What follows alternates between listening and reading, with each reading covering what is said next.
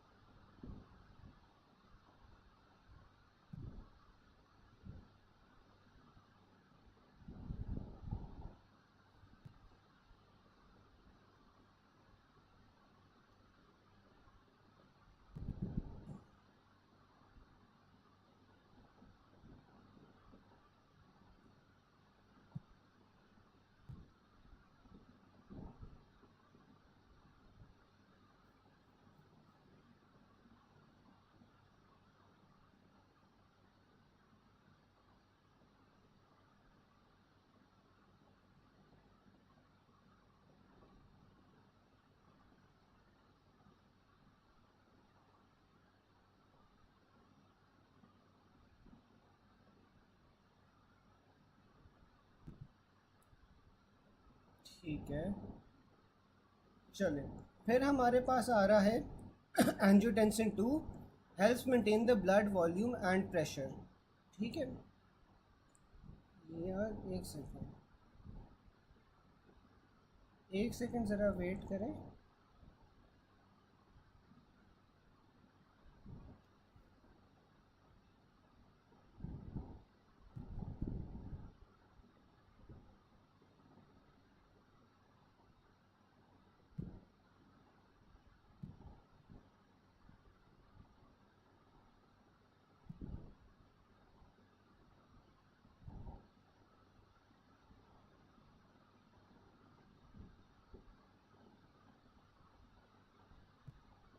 चले, अब हमारे पास आ रहा है जो एंजियोटेंसिन 2 होता है उसका क्या फंक्शन होता है।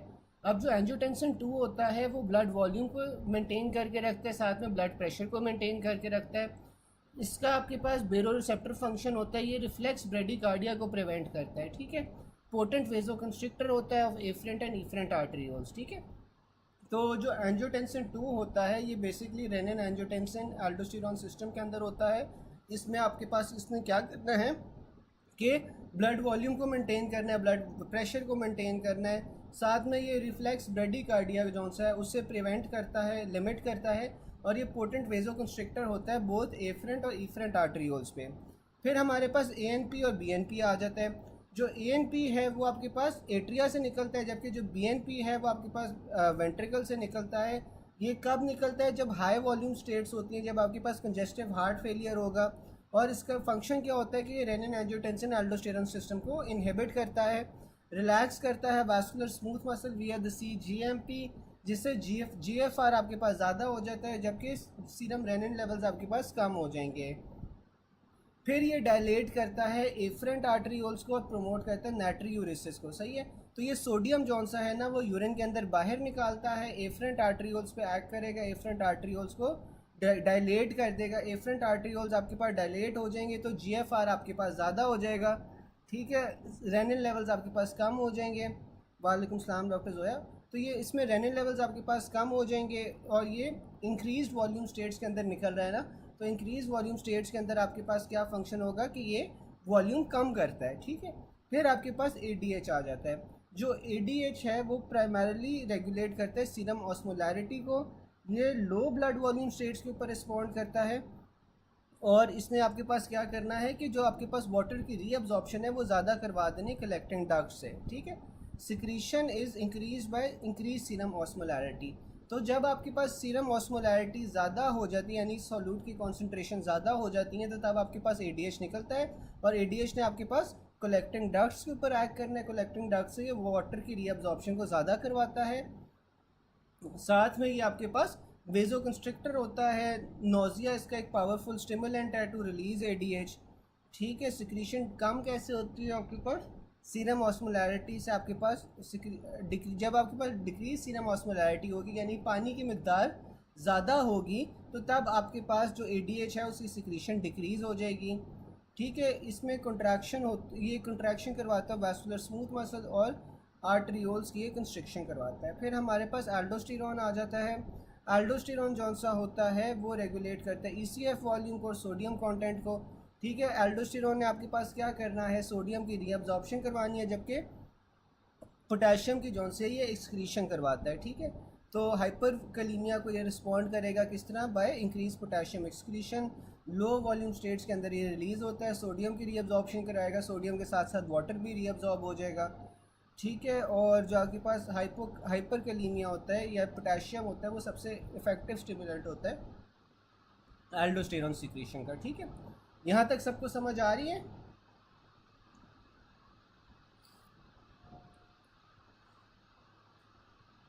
यहाँ तक सबको समझ आ रही है? फिर अब आगे चलते हैं। वैस्कुलर वेजोकंस्ट्रिक्शन। वैस्कुलर वेजोकंस्ट्रिक्शन एडीएच से हो रही होती है, कॉज ऑफ एडीएच सप्रेशन। तो एडीएच आपके पास सप्रेस कब हो रहा है, जब आपके पास इंक्रीज प्लाज्मा वॉल्यूम यानी कि पानी की मकदार ऑलरेडी ज़्यादा है तो आपके पास उसमें एडीएच की सप्रेशन हो जाएगी। जो एंजियोटेंसिन 2 होता है वो आपके पास लंग्स के अंदर एक्टिवेट होता है। ठीक है, और फिर वो एल्डोस्टेरोन के अंदर कन्वर्ट हो जाता है। In haemorrhage patient aldosterone level is increase by angiotensin 2। Which of the following leads to smooth muscle contraction through IP3 mechanism. तो जो एंजियोटेंसिन 2 होता है वो स्मूथ मसल्स की, हमें पता है कि वो वेजो कंस्ट्रिक्शन करवा रहा होता है। वेजो कंस्ट्रिक्शन आपके पास किस तरह करवा रहा होता है, IP3 मैकेनिज्म के थ्रू एंजियोटेंसिन 2 जो सा है वो स्मूथ मसल्स की कंस्ट्रिक्शन करवा रहा होता है। एल्डोस्टेरोन का स्ट्रॉन्गेस्ट स्टिमुलस क्या होता है, जब आपके पास पोटेशियम लेवल्स इंक्रीज हो जाते हैं क्योंकि इसने पोटेशियम की एक्सक्रीशन करवानी है। अब जो एल्डोस्टेरोन है, aldosterone cortical collecting ducts DCT और CD कलेक्टिंग डक्ट के ऊपर इस तरह ये एक्ट करता है, जबकि एडीएच जौन सा है वो सबसे ज़्यादा कलेक्टिंग डक्ट पे एक्ट करता है, फिर DCT आ जाती है, फिर CCT आ जाती है। DCT दोनों बीच में आ जाती हैं। जो एल्डोस्टेरोन है वो CCT पे एक्ट करेगा मोर देन कलेक्टिंग डक्ट, जबकि जो आपके पास एडीएच होता है वो आपके पास कलेक्टिंग डक्ट के ऊपर प्राइमरीली एक्ट कर रहा होता है। Aldosterone acts on cell membrane of the collecting tubules. Hyponatremia आपके पास किस तरह होता है, जब आपके पास बॉडी वाटर अगर इंक्रीज हो जाता है as compare to the sodium तो आपके पास हाइपोनेट्रीमिया हो जाएगा। Which of the following decreases blood volume. तो ANP जौन सा होता है वो ब्लड वॉल्यूम कम करता है। किस तरह कम करता है, नाइट्री यूरेसिस से जो सोडियम है वो आपके पास वो यूरिन में निकालेगा, फॉलोड बाय वाटर। तो इस तरह आपके पास जो वॉल्यूम है, प्लाज्मा वॉल्यूम है, वो कम हो जाएगा। In denervation of kidney which of the following occurs. तो डीनर्वेशन, अगर आप किडनी को की इनर्वेशन आप छीन लोगे तो फिर आपके पास क्या होगा, जो रीनल ब्लड फ्लो है वो इंक्रीज हो जाएगा। ठीक है, the ability of the afferent arterioles to constrict वो ख़त्म हो जाएगी। In theory this should effect sympathetic communication between the brain and the renal arteries, reducing the muscular contraction of these arteries, increasing renal blood flow, reducing the activation of renin-angiotensin-aldosterone system, thus reducing sodium retention, reducing afferent sympathetic communication between the kidney and the brain, and in turn reducing further sympathetic activity elsewhere in the body such as in heart, blood pressure should fall। ठीक है, तो इसमें आपके पास क्या होता है कि अगर आप डीनर्वेट कर देते हो किडनी को तो जो ब्रेन और किडनी का आपस में कम्युनिकेशन है वो ख़त्म हो जाता है, जिस वजह से आपके पास जो सिंपैथेटिक कम्युनिकेशन है वो नहीं होगी। जब सिंपैथेटिक कम्युनिकेशन नहीं होगी तो आपके पास जो ब्लड वेसल्स हैं वो रिलैक्स कर जाएंगी, जब वो रिलैक्स से डायलेट करेंगी तो आपके पास किडनी तक ब्लड ज़्यादा पहुंचेगा। जब किडनी तक ब्लड ज़्यादा पहुंचेगा तो आपके पास जो रेनिन एंजियोटेंसिन एल्डोस्टेरोन सिस्टम है उसकी एक्टिवेशन नहीं हो पाएगी। ठीक है, और पूरी बॉडी के अंदर एल्सवेयर भी आपके पास वो सिंपैथेटिक एक्टिविटी रिड्यूस हो जाती है। ठीक है, यहाँ तक कोई चीज़ किसी को ना समझ आई हो?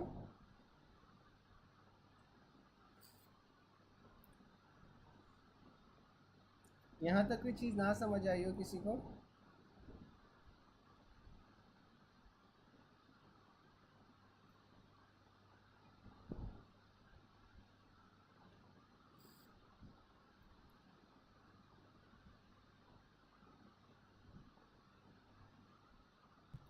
अच्छा, फिर वो आ रहा है कि mole for mole sodium absorption greatest आपके पास किसके लिए होती है? एल्डोस्टेरॉन।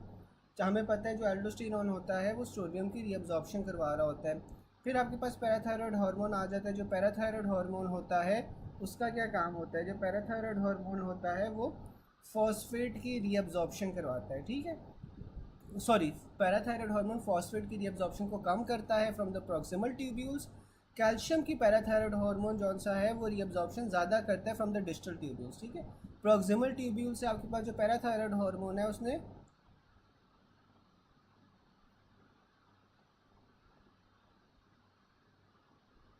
जो आपके पास पैराथायरॉयड हार्मोन है उसने फॉस्फेट की रीअब्जॉर्प्शन को कम करना है फ्रॉम द प्रॉक्सिमल ट्यूब्यूल, जबकि कैल्शियम की रीअब्जॉर्प्शन को ज़्यादा करना है फ्रॉम द डिस्टल ट्यूब्यूल। उसके साथ साथ ये आपके पास 1 अल्फ़ा हाइड्रोक्सिलेज को प्रॉक्सिमल ट्यूब्यूल में एक्टिवेट करता है। जो 1 अल्फ़ा हाइड्रोक्सिलेज है इसका क्या फंक्शन होता है कि ये आपके पास जो विटामिन डी है उसकी एक्टिवेशन करवा रहा होता है, ठीक है। तो ये उससे स्टिमुलेट करेगा। फिर आपके पास एडीएच आ जाता है। एडीएच जौन सा होता है वो वाटर की परमिएबिलिटी को इंक्रीज़ करता है लेट डिस्टल ट्यूब्यूल पर कलेक्टिंग डक्ट पे, ठीक है। फिर आपके पास एल्डोस्टेरॉन आ जाता है। जो एल्डोस्टेरॉन होता है वो सोडियम की रीअब्जॉर्प्शन को ज़्यादा कर रहा होता है इन द डिस्टल ट्यूब्यूल, ठीक है। और साथ में पोटेशियम की वो सिक्रीशन को ज़्यादा कर रहा होता है डिस्टल ट्यूब्यूल प्रिंसिपल सेल्स में, और हाइड्रोजन की सिक्रीशन को भी वो ज़्यादा कर रहा होता है in the distal tubule by alpha intercalated cells. तो जो एल्डोस्टेरॉन है सोडियम की रीअब्जॉर्प्शन को ज़्यादा करना है, साथ में पोटेशियम और हाइड्रोजन की सिक्रीशन करवानी है, ठीक है। फिर आपके पास एएनपी आ जाता है। जो एएनपी है वो जीएफआर को बढ़ा रहा होता है और सोडियम की रीअब्जॉर्प्शन को कम करता है, ठीक है। हमें पता है जो एएनपी है उसने आपके पास यूरिन से सोडियम को निकालना है और ये जीएफआर को बढ़ाता है, ठीक है। फिर आपके पास आ जाता है एंजियोटेंसिन 2। जो एंजियोटेंसिन 2 है उसका क्या काम है कि सोडियम हाइड्रोजन एक्सचेंज करवाता है और बायकार्ब की रीअब्जॉर्प्शन करवाता है इन द प्रॉक्सिमल ट्यूब्यूल। फिर उसके बाद एमसीक्यूज आ रहे हैं। Patient admitted in endocrinology ward has the following labs. इसमें पोटेशियम जौन सा है वो 3 है, सोडियम 150 है, पीएच 7.45 है, ठीक है। तो उसमें क्या है एल्डोस्टेरॉन ज़्यादा है, ठीक है। अब एल्डोस्टेरॉन का क्या काम होगा? ये मेटाबॉलिक अल्कलोसिस करवाता है, ठीक है। अब मेटाबॉलिक अल्कलोसिस करवाता है तो इसमें देखो जो पीएच है वो अपर रेंज के ऊपर है, ठीक है। जो सोडियम है वो ज़्यादा हुई है, जो पोटेशियम है वो लोअर रेंज के ऊपर है। तो इसका क्या मतलब है कि आपके पास एल्डोस्टेरॉन जौन सा है वो ज़्यादा हुआ है। Aldosterone causes sodium and chloride reabsorption. तो आपको पता है कि जो एल्डोस्टेरॉन होता है वो सोडियम क्लोराइड की रीअब्जॉर्प्शन करवा रहा होता है। Short term function of aldosterone क्या होता है कि वो परमिएबिलिटी सोडियम और पोटेशियम की बढ़ा देता है। सोडियम को अंदर की तरफ लाएगा, पोटेशियम को बाहर की तरफ लेके जाएगा। फिर आपके पास आ जाता है total body electrolyte and water is regulated या maintain by kidney which involve. तो आपके पास वो एडीएच इन्वॉल्व होता है। Maximum water and sodium are absorbed by the effect of aldosterone. A person who is fasting does not take water for many hours, excretes concentrated urine due to secretion of increased amount of ADH. Regarding aldosterone जौन सा होता है इसके जो receptor होता है वो nucleus के ऊपर पड़ा होता है सेल के। aldosterone causes a decrease in renal tubular secretion of sodium. फिर आपके पास पॉइंट नंबर 132 आ जाता है जिसमें वो कह रहा है कि renin secretion is increase, it causes vasoconstriction by increasing the concentration of angiotensin 2। जो रेनिन होता है वो कहाँ से रिलीज़ हो रहा होता है? जेजी सेल से रिलीज़ हो रहा होता है। कब रिलीज़ हो रहा होता है? जब उसकी परफ्यूजन कम होती है, जब आपके पास ब्लड जौन सा है जेजी सेल्स तक कम पहुँच रहा है, detected by renal baroreceptors in the afferent arterioles, ठीक है। और उसके अलावा जब सिंपैथेटिक डिस्चार्ज इंक्रीज़ होता है तो तब रेनिन की सिक्रीशन को ज़्यादा होती है। और जब सोडियम क्लोराइड आपके पास डिलीवरी मैकुलर डेंसा सेल्स की तरफ कम हो रही होती है तो तब रेनिन की सिक्रीशन ज़्यादा होती है, ठीक है। A 30-year-old patient presented with headache 170 by 120 BP है, high aldosterone and left renin level is high and right level renin level is normal. तो ये आपके पास क्या डायग्नोसिस है कि लेफ़्ट आर्टरी को स्टेनोज हुई है। जब लेफ्ट रीनल आर्टरी स्टेनोज हुई होगी तो जो लेफ़्ट साइड पे आपके पास जेजी सेल्स है वहाँ पे आपके पास परफ्यूजन कम होगी। वहाँ पे परफ्यूजन कम होगी तो आपके पास रेनिन ज़्यादा रिलीज़ होगा। जब रेनिन ज़्यादा रिलीज़ होगा तो रेनिन एंजियोटेंसिन एल्डोस्टेरॉन सिस्टम वहाँ पे एक्टिवेट हो जाएगा। और फिर वो कह रहा है which of the following structure in the kidney is responsible for sensing inadequate perfusion and secreting renin. तो ये आपके पास जक्स्ट्रा ग्लोमेरुलर सेल्स आ जाते हैं। BP of 180/110, erythropoietin was decrease, creatinine raised है, पॉसिबल साइट ऑफ डिफेक्ट उसने पूछा हुआ। तो ये आपके पास जेजी सेल्स है जो डिफेक्टिव हो रहे हैं, वो अनकंट्रोल्ड रेनिन रिलीज़ कर रहे हैं, जिस वजह से आपके पास बीपी ज़्यादा है और एरिथ्रोपोइटिन आपके पास कम हुआ हुआ है। एरिथ्रोपोइटिन कम हुआ हुआ है, इसका मतलब है कि आपके पास किडनी की डिजीज़ है या एंड स्टेज रीनल डिजीज़ पे है, इसीलिए वजह से आपके पास एरिथ्रोपोइटिन कम है, क्रिएटिनिन ज़्यादा है, और जक्स्ट्रा ग्लोमेरुलर सेल्स जो से होते हैं वो हाइपर एक्टिव हुए हुए हैं। फिर आपके पास आ रहा है in a 50-year-old diabetic male with renal artery obstruction and resultant increased renin secretion will cause angiotensin II induced vasoconstriction. Renin release from juxtaglomerular apparatus is inhibited by increased pressure within the afferent arterioles. Diminished sodium chloride delivery to macula densa stimulates the release of renin. A female with pH 7.5 है, hypokalemia है, normal sodium है, normal cortisol है, but raise rennin level है, तो ये आपके पास renal artery stenosis होगी। What is the likely cause of secondary aldosteronism in chronic alcoholics. तो जो क्रॉनिक अल्कोहलिक्स होते हैं उनमें आपके पास रेनिन की इंक्रीज होती है which causes secondary aldosteronism. Most potent stimulus for release of renin from kidney क्या होगा कि आपके पास सोडियम क्लोराइड की जो कॉन्सेंट्रेशन है वो कम हो रही है। Renal secretion is increase by decrease stretch in the right atrial mechano receptors. यहाँ तक क्या किसी को कोई बात ना समझ आई हो? यहाँ तक किसी को कोई पॉइंट ना समझ आया हो?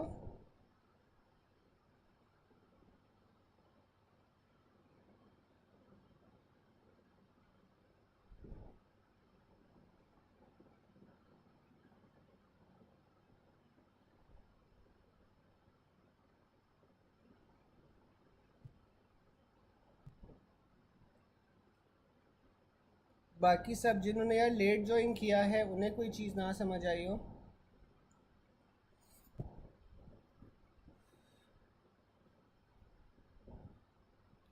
चलो उसके बाद आ जाता है इन an athlete after heavy exercise what will conserve sodium water. तो आपके पास ये रेनिन एंजियोटेंसिन एल्डोस्टेरोन मैकेनिज्म होता है, ठीक है।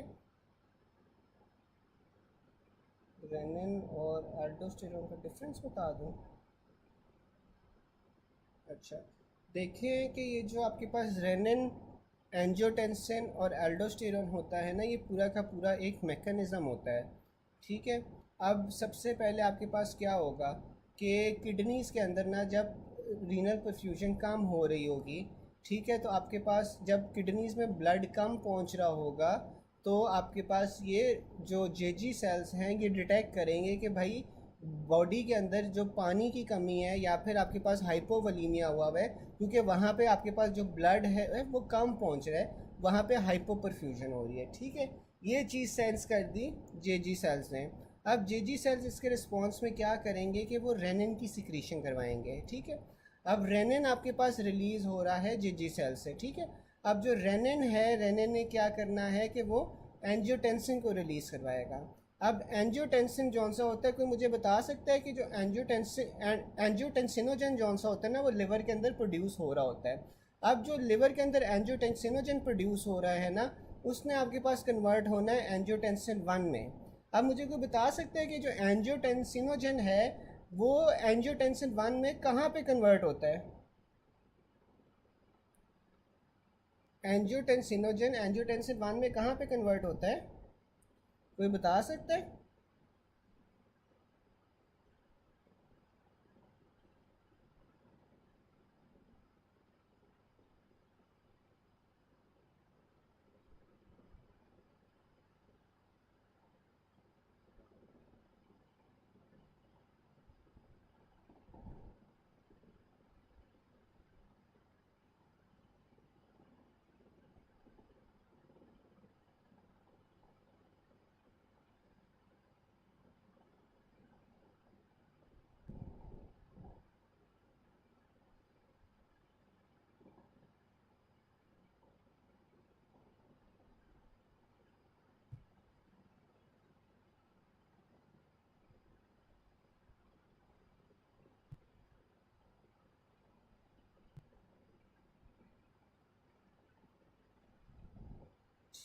प्लाज्मा में होता है। डॉक्टर नताशा सही कह रही हैं कि प्लाज्मा के अंदर होता है, ठीक है। प्लाज्मा के अंदर जौन सा है ना, आपके पास जो रेनिन होता है, रेनिन एंजियोटेंसिनोजन की कन्वर्जन करवाता है इनटू एंजियोटेंसिन 1, ठीक है। एंजियोटेंसिन 1 आप जौन सा है आपके पास एंजियोटेंसिन 2 में कहाँ पे कन्वर्ट होता है, वो एंजियोटेंसिन 2 के अंदर आपके पास लंग्स में कन्वर्ट होता है, ठीक है। एंजियोटेंसिन 2 में लंग्स के अंदर वो लंग्स के अंदर कन्वर्ट हो रहा है, और एंजियोटेंसिन 2 जौन सा होता है वो कन्वर्ट होता है बाय एस इनहिबिटर्स, ठीक है। अब जो एस इनहिबिटर्स है इसने एंजियोटेंसिन 2 के अंदर कन्वर्ट कर दिया। अब जो एंजियोटेंसिन 2 है इसका भी फंक्शन होता है, ये आपके पास ब्लड वॉल्यूम कैसे ज़्यादा कर रहा होता है, ये आपके पास वेजो कंस्ट्रिक्शन करवा रहा होता है, ठीक है। अब एंजियोटेंसिन 2 वेजो कंस्ट्रिक्शन करवा रहे हैं तो इससे आपके पास जो ब्लड वॉल्यूम है वो ज़्यादा हो जाता है, ठीक है। अब इससे आपके पास जो ब्लड वॉल्यूम है वो ज़्यादा हो जाता है। फिर आपके पास इसने क्या करना है, इसने वो एल्डोस्टेरॉन बनाना है। अब जो एल्डोस्टेरॉन है वो आपके पास जौन सा है क्या करवाएगा, अब जो आपके पास ये एंजियोटेंसिन 2 होता है ना, ये आपके पास जाता है एड्रीनल कॉर्टेक्स में। एड्रीनल कॉर्टेक्स के अंदर आपके पास लेयर होती है जो जोना फेसिकुलर वो जोना ग्लोमेरुलैरिस होती है, ठीक है। अब ये एड्रीनल कॉर्टेक्स के अंदर आपके पास एल्डोस्टेरॉन बनाएगी फ्रॉम एंजियोटेंसिन 2। तो ये एल्डोस्टेरॉन जब बनेगा तो इसने क्या करना है, इसने सोडियम की रीअब्जॉर्प्शन करनी है, वाटर की भी रीअब्जॉर्प्शन करेगा, और साथ में आपके पास हाइड्रोजन की और पोटेशियम की ये एक्सक्रीशन करवाएगा, ठीक है। तो इस वजह से ये पोटेशियम लेवल्स भी कम हो रहे हैं, आपके पास हाइड्रोजन लेवल्स भी कम हो रहे हैं, ये मेटाबॉलिक अल्कलोसिस करवाता है, वॉल्यूम को बढ़ाता है by increasing the reabsorption of sodium and water as well, ठीक है। जी जी, वेजो कंस्ट्रिक्शन एडीएच भी करवाता है और एंजियोटेंसिन 2 भी करवाते हैं, दोनों वेजो कंस्ट्रिक्शन करवाते हैं। अच्छा, बाकी सबको समझ आ गई, जो ये किडनी लंग्स वगैरह बोल रहे थे सबको समझ आ गई?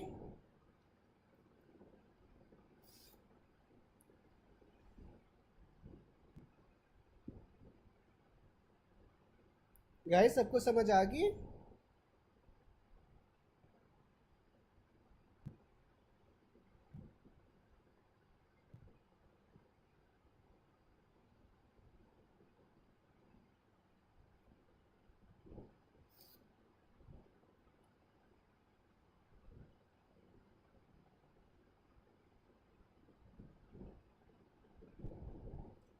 बाकी सबको भी समझ आ गई है?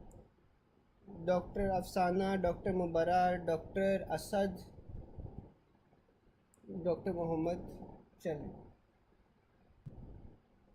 अच्छा, उसके बाद ना ये वाला पॉइंट था कि renin secretion is increase by decrease stretch in right atrial mechanoreceptors, ठीक है। अब जब आपके पास आ जाता है कि रेनिन रिलीज़ कब हो रहा होता है, रेनिन आपके पास तभी रिलीज़ हो रहा होता है ना जब लो वॉल्यूम स्टेट्स होती हैं।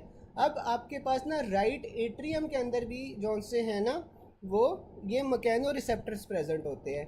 अब ये जो मैकेनो रिसेप्टर्स हैं ना ये डिटेक्ट कर रहे होते हैं कि आपके पास कितना ब्लड राइट एट्रियम के अंदर आ रहा है, ठीक है। तो अगर राइट एट्रियम के अंदर ज़्यादा ब्लड आएगा तो जो राइट एट्रियम है वो ज़्यादा स्ट्रेच करेगा, ठीक है। अगर उसमें कम ब्लड आ रहा है तो वो कम स्ट्रेच करेगा, उसका मस्कुलर बॉल जौन सी होती है। तो यही लिखा हुआ है कि जब आपके पास डिक्रीज स्ट्रेच होता है राइट एट्रियल मैकेनो रिसेप्टर्स का, तो इसका क्या मतलब है कि आपके पास लो वॉल्यूम स्टेट्स हैं। तो लो वॉल्यूम स्टेट्स के अंदर आपके पास फिर रेनिन रिलीज़ हो रहा होता है, ठीक है। ये वाली बात समझ आ गई सबको कि देखो जब आपके पास राइट एट्रियम में कम खून जाएगा तो आपके पास जो एट्रिया की वॉल है वो कम स्ट्रेच करेगी, कम स्ट्रेच करेगी तो इसका मतलब है कि आप लो वॉल्यूम स्टेट के अंदर हो, आपकी वॉल्यूम जौन सा है वो बढ़ाना पड़ेगा। और वॉल्यूम किस तरह बढ़ेगा कि रेनिन की एक्टिवेशन होगी, फिर वो एंजियोटेंसिन एल्डोस्टेरॉन सिस्टम सारा एक्टिवेट होगा, उससे आपके पास ब्लड वॉल्यूम बढ़ जाएगा, ठीक है। और क्या है, ठीक है ना डॉक्टर मोहम्मद, समझ आ गया? चलो अब आगे चलते हैं। स्टिमुलेंट फॉर रेनिन रिलीज आपके पास क्या होता है, सिंपैथेटिक स्टिमुलेशन होती है। Sympathetic stimulation is one of the stimulants for renin release, ठीक है। सिंपैथेटिक स्टिमुलेशन ज़्यादा होगी तो आपके पास ज़्यादा रेनिन रिलीज होगा। एरिथ्रोपोइटिन आपके पास कहाँ से बन रहा होता है? पेरीट्यूबुलर इंटरस्टिशियल सेल से आपके पास एरिथ्रोपोइटिन बन रहा होता है. Renin in the circulation originates from the juxtaglomerular cells. फिर beta adrenergic stimulation causes renin release. Stimulant for renin release क्या होती है? Sympathetic stimulation. In an athlete after heavy exercise what will help conserve water? Sodium water. ठीक है, तो athlete है, heavy exercise के बाद आपके पास क्या चीज़ होगी जो आपके पास सोडियम और वाटर की रिटेंशन करवा रही है, उसे कंजर्व करवा रही है? तो ये आपके पास रेनिन एंजियोटेंसिन एल्डोस्टेरॉन मैकेनिज्म आ जाता है. Athlete at rest will have increase stroke volume. ठीक है, अब जो एथलीट है एट रेस्ट, उसके अंदर आपके पास स्ट्रोक वॉल्यूम बड़ा होता है. स्ट्रोक वॉल्यूम बड़ा होता है और हार्ट रेट को क्या होता है? तो बता सकता है एथलीट एट रेस्ट है, उसमें स्ट्रोक वॉल्यूम बढ़ा हुआ है और हार्ट रेट को क्या होगा?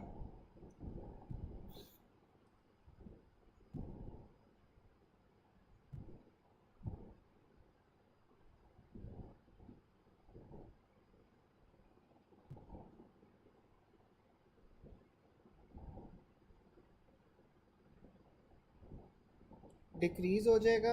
अच्छा, हार्ट रेट डिक्रीज हो रहा है, स्ट्रोक वॉल्यूम बढ़ रहा है, तो कार्डियक आउटपुट को क्या होगा?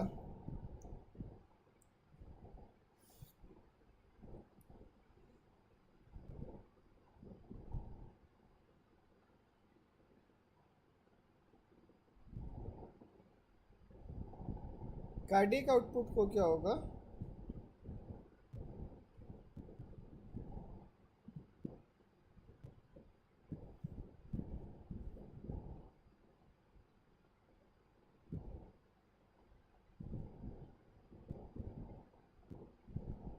बिल्कुल मेंटेन्ड रहेगा. ठीक है,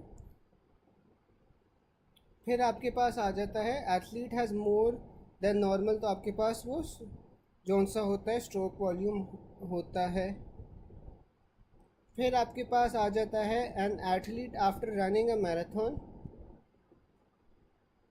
कार्डियक आउटपुट जौन सा है ना, वो या तो मेंटेन्ड होता है या इंक्रीज होता है. ठीक है, लेकिन जो उसका इंक्रीज़ है ना, वो इतना सिग्निफिकेंट नहीं होता.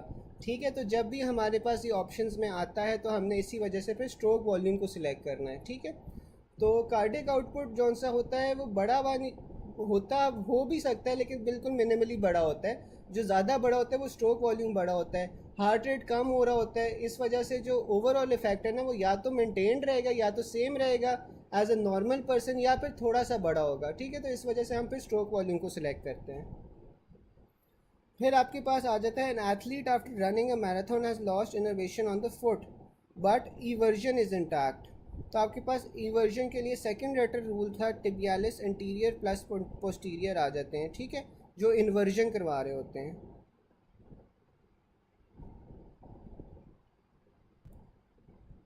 An athlete unable to turn foot medially but can turn laterally.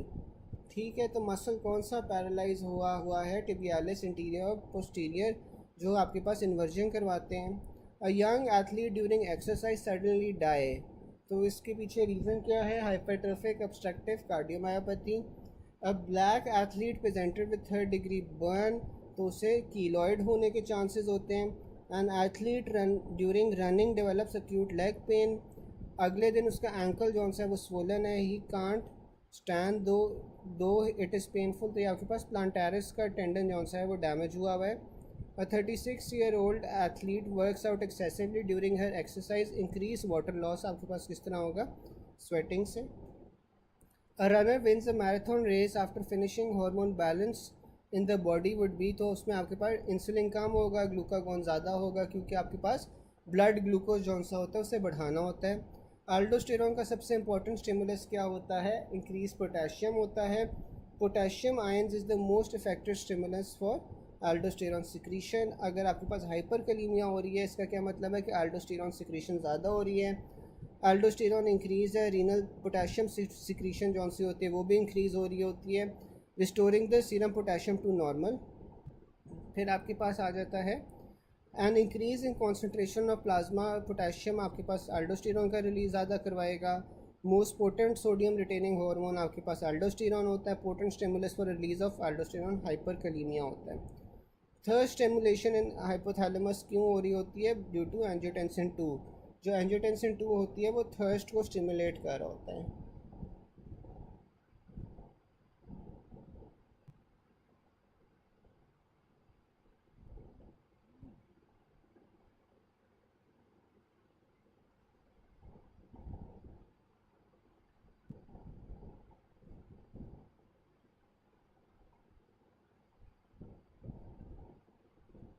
अच्छा, यहाँ तक किसी को कोई चीज़ ना समझ आई हो?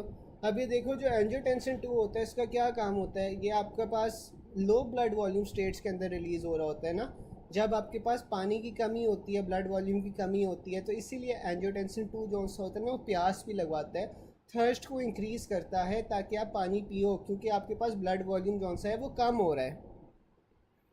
ठीक है। फिर आपके पास आ जाती है thirst is decreased by baroreceptor efferent. तो जो आपके पास थर्स्ट होती है वो कम हो रही होती है बेरोरिसेप्टर इफरेंट से। यार यहाँ तक किसी को कोई चीज़ ना समझ आई हो?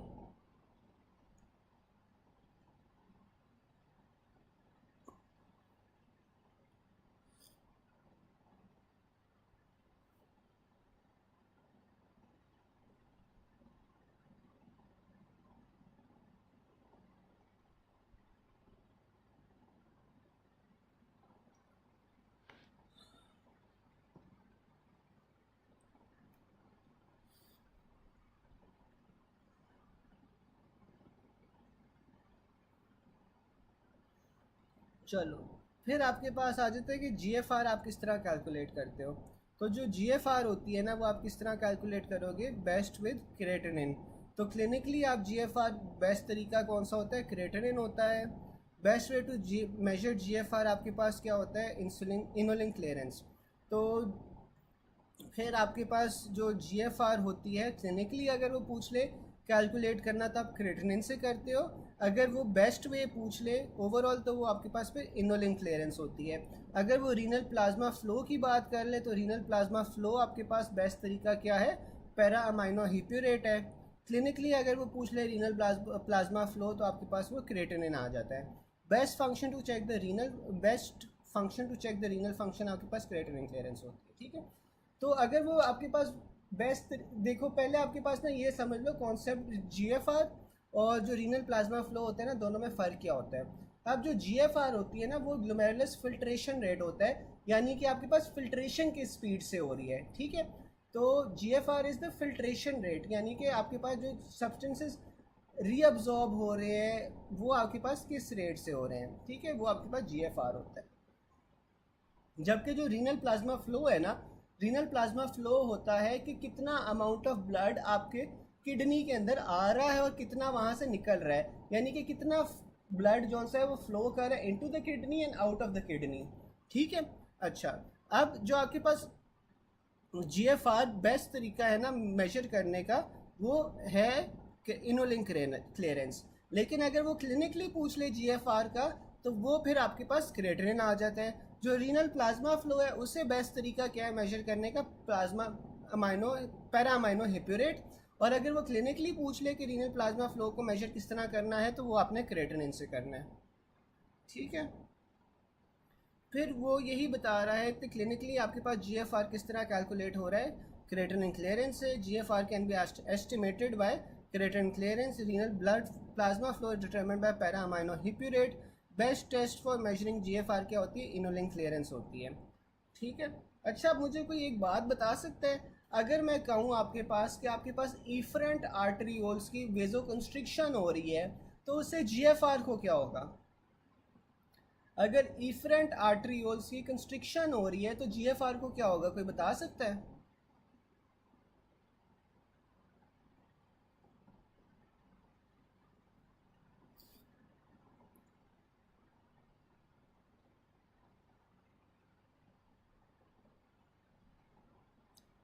चलो, सारों ने सही बता दिया कि इंक्रीज होगा। अच्छा, अब मुझे कोई बता सकता है कि अगर इफरेंट आर्टरीओल की कंस्ट्रिक्शन हो रही है तो रीनल प्लाज्मा फ्लो को क्या होगा? रीनल प्लाज्मा फ्लो को क्या होगा?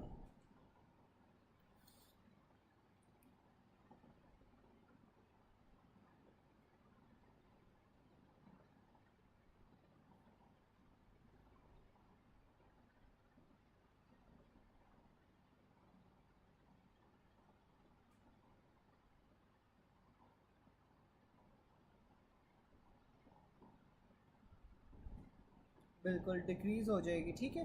तो जो आपके पास देखो इफरेंट आर्टरियोल की कंस्ट्रिक्शन होगी तो उसके एज ए रिजल्ट जो किडनी के अंदर ब्लड जा रहा है और जो वहाँ से निकल रहा है वो कम हो गया है। तो इसका मतलब है कि जो रीनल प्लाज्मा फ्लो है वो कम हो रहा है, जबकि जो जीएफआर यानी कि जो एक्सचेंज हो रही है ना वो ज़्यादा हो रही है, ठीक है। तो फिर वो लिखा हुआ है कि best method and most accurate measurement of GFR by inulin clearance as it is neither reabsorb ना सिक्रीटेड। अच्छा, तो इनोलिन क्लियरेंस आपके पास बेस्ट तरीका क्यों होता है? क्योंकि ना तो वो रीअब्जॉर्ब हो रही होती है ना वो सिक्रीट हो रही होती है। तो जितनी आप इनोलिन दे रहे हो उतनी ही आपके पास जौन सी है ना वो निकल रही है। तो इस वजह से ये बहुत अच्छा तरीका है जीएफआर मेजर करने के लिए, ठीक है। But the best method clinically आपके पास क्या होता है? Creatinine clearance as it is found in the body and hence easily measurable, ठीक है। लेकिन ये सबसे एक्यूरेट तरीका क्यों नहीं होता? क्योंकि कुछ केरेटिनिन जौन सी होती है वो सिक्रीट हो रही होती है, ठीक है।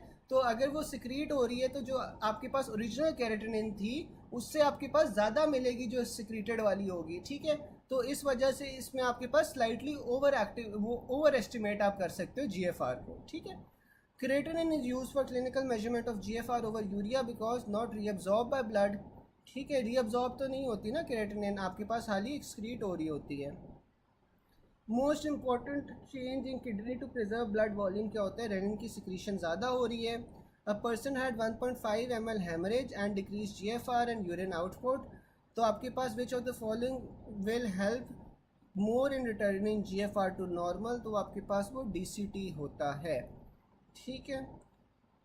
The blood vessel that runs in the kidney specially along the loop of Henle. तो लूप ऑफ हेनले के अराउंड आपके पास वेजा रेक्टा होती हैं जो ब्लड वेसल्स होती हैं जो रन कर रही होती हैं।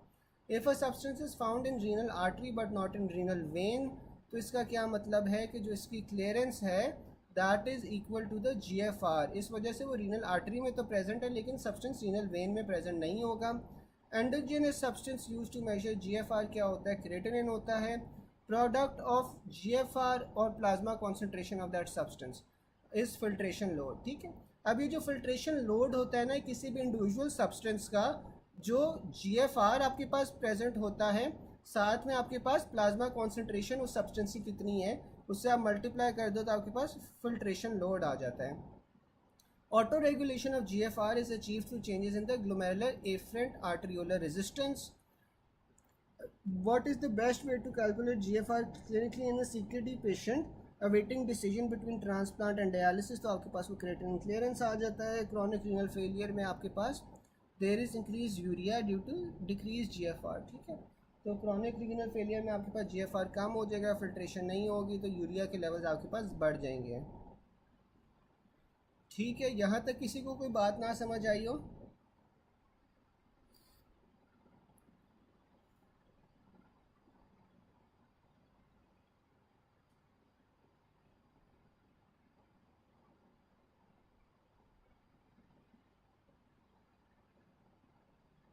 यहाँ तक किसी को कोई बात ना समझ आई हो?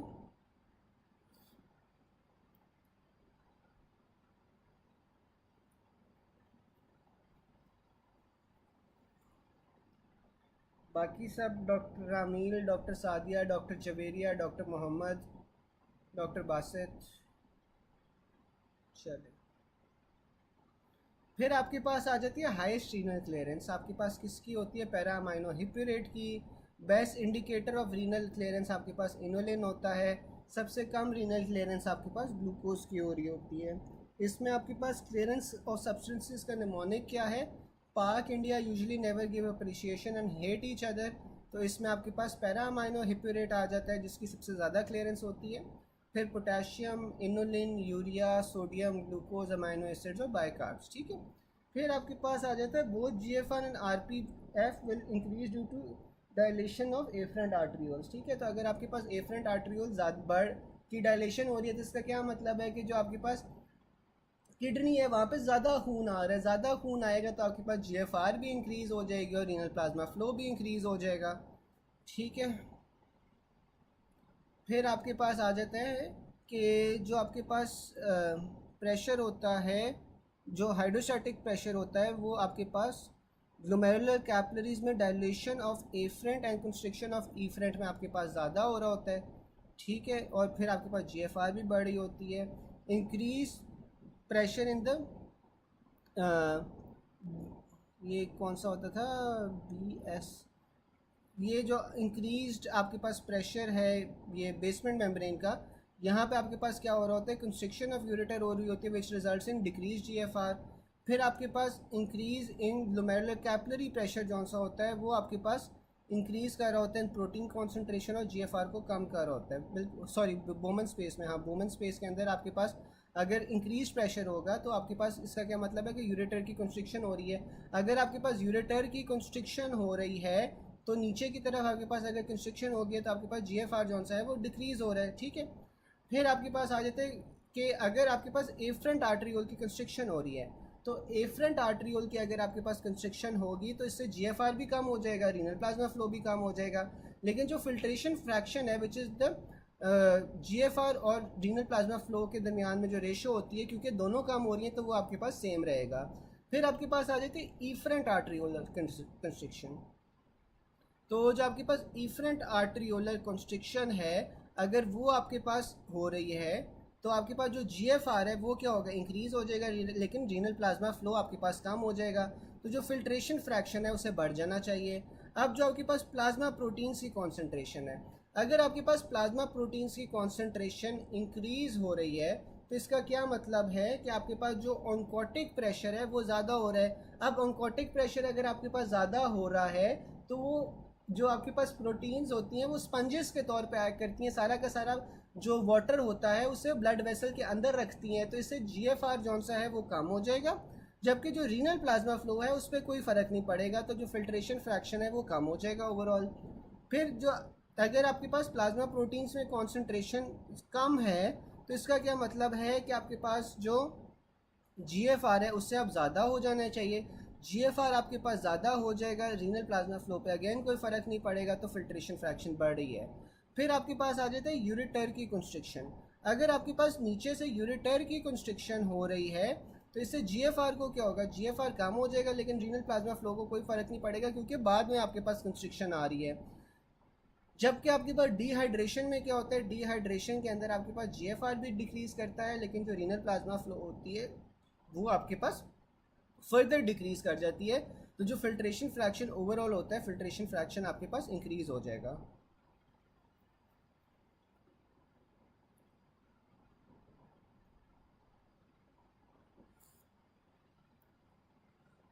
फिर आ जाता है विच विल इंक्रीज GFR। तो GFR आपके पास किस तरह बढ़ा है कि अगर आपके पास इफरेंट आर्टरियोल्स की मॉडरेट कंस्ट्रिक्शन हुई है तो उससे GFR बढ़ेगा। GFR increase by increase efferent arteriolar constriction. अगर आपके पास एफरेंट आर्टरियोल डायलेट कर जाएगा या उसकी रेजिस्टेंस कम हो जाएगी तब भी GFR ज़्यादा होगा। GFR ऑनकोटिक प्रेशर अगर आपके पास इंक्रीज़ कर जाएगा तो अगेन जो आपके पास प्रोटीन्स है वो स्पंजेस के तौर पे एक्ट करेंगी, पानी को अंदर ही रखेंगी, तो इससे आपके पास जो है GFR वो डिक्रीज़ कर जाएगा क्योंकि इंक्रीज़ ऑनकोटिक प्रेशर हो रहा है। इंक्रीज GFR आपके पास मॉडरेट एफरेंट डायलेशन में होती है। GFR increased by decrease plasma albumin। GFR increases by decrease in plasma osmotic pressure। फिर RTA के बाद GFR decrease due to decrease in arterial flow, blood flow। In hypovolemic shock the decreased glomerular filtration is due to decrease arterial blood flow। ठीक है, यहाँ तक किसी को कोई बात ना समझ आई हो, यहाँ तक कोई बात ना समझ आई हो?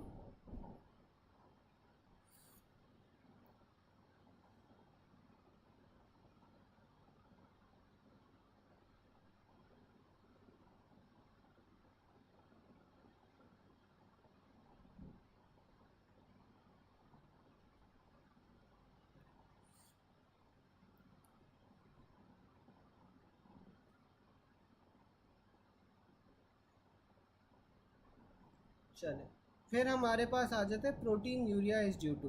अब यूरिन के अंदर प्रोटीन्स आ रहे हैं, तो ये यूरिन के अंदर प्रोटीन्स क्यों आएंगे, अगर आपके पास ग्लोमेरुलर बेसमेंट मेम्ब्रेन डैमेज हो जाती है। अब जो नॉर्मली ग्लोमेरुलर बेसमेंट मेम्ब्रेन होती है ये भी नेगेटिव चार्ज होती है, प्रोटीन्स भी नेगेटिव चार्ज होती हैं, तो ये आपस में रिपेल कर रही होती हैं एक दूसरे को। लेकिन अगर आपके पास बेसमेंट मेम्ब्रेन का डैमेज हो जाए तो आपके पास प्रोटीन जो हैं वो यूरिन के अंदर कम हो जाती हैं। जी जी बिल्कुल डॉक्टर मासूमा, क्योंकि देखो ना आपके पास जब प्लाज्मा प्रोटीन्स कम होंगी,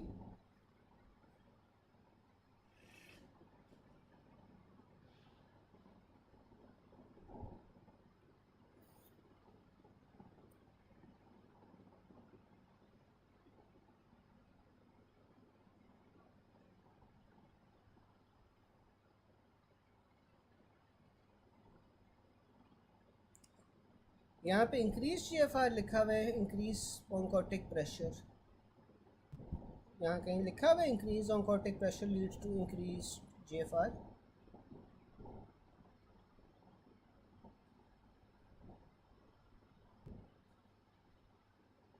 नहीं, देखो ना यहाँ पे लिखा हुआ है GFR decreases when increase oncotic pressure, ठीक है।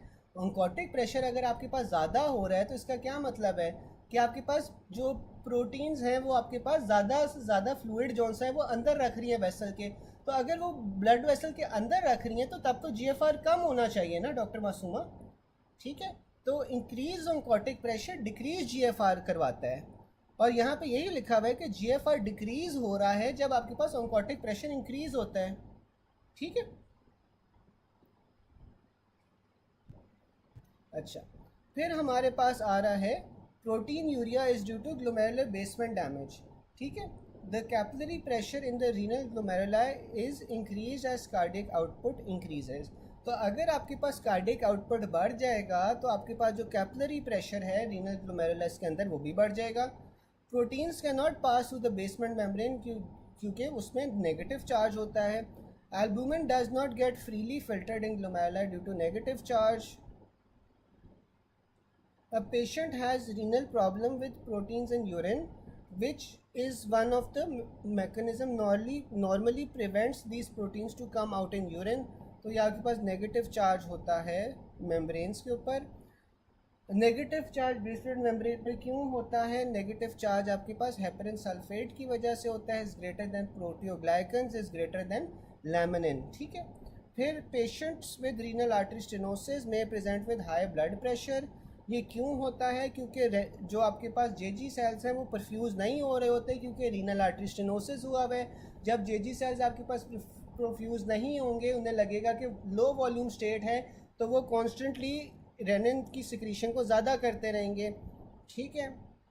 फिर regarding histology of normal kidney, आपके पास जो पोडोसाइट्स होते हैं वो विसरल लेयर पे प्रेजेंट होते हैं ऑफ द बोमन्स कैप्सूल, ठीक है।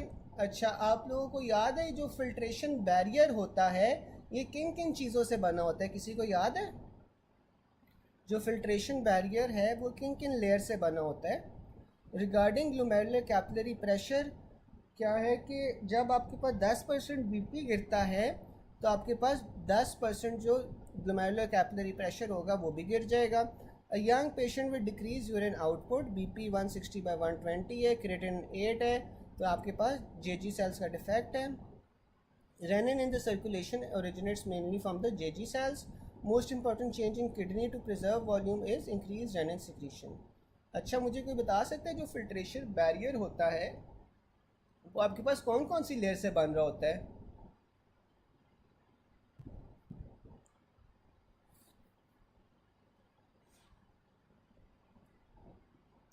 मुझे याद है मैंने आप लोगों को डायग्राम्स के अंदर दिखाया भी था किसी चीज़ जब हम पिछली बार रीनल पढ़ रहे थे। फिल्ट्रेशन बैरियर किन किन लेयर से बन रहा होता है?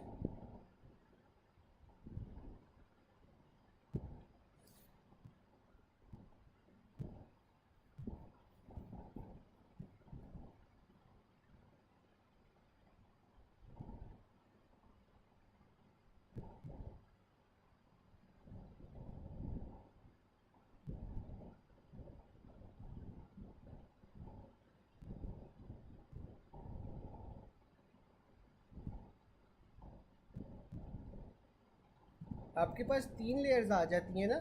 सबसे अंदर आपके पास कैपिलरी एंडोथीलियम आ जाती है, ठीक है। कैपिलरी एंडोथीलियम के बाद आपके पास ग्लोमेरुलर बेसमेंट मेम्ब्रेन आ जाती है, और बेसमेंट मेम्ब्रेन के बाद आपके पास जौन सा है वो पोडोसाइट्स आ जाते हैं, ठीक है ना। ये 3 लेयर्स होती हैं जो आपके पास फूड प्रोसेसेस, वो सॉरी, ये 3 लेयर्स होती हैं जो आपके पास फिल्ट्रेशन बैरियर बना रही होती हैं, ठीक है। अच्छा, अब मुझे ये बता सकता है कोई कि जो आपके पास पोडोसाइट्स होते हैं ये विसरल लेयर पे प्रेजेंट होते हैं, ठीक है ना? जो पोडोसाइट्स होते हैं ये आपके पास विसरल लेयर के अंदर प्रेजेंट होते हैं।